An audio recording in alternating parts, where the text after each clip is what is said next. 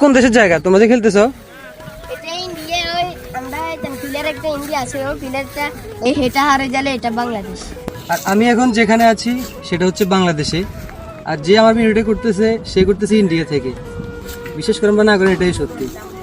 তো দেখুন এখন আমি আবার আছি ইন্ডিয়াতে, এই হচ্ছে ইন্ডিয়ার বর্ডারের যে পিলারটা। এখন আমি আবার চলে আসলাম বাংলাদেশে। তো আজকে আমরা এখানে একটা ক্রিকেট ম্যাচ খেলবো, সেটা হচ্ছে ইন্ডিয়ার ভিতরে। এই যে দেখুন দেখা যাচ্ছে ইন্ডিয়া, আমরা এখানে একটা ম্যাচ খেলবো। তো খুবই সুন্দর একটা জায়গা। আপনারা যারা উইদাউট ভিসা টিকিট ইন্ডিয়াতে খেলতে চান তারা এখানে চলে আসবেন।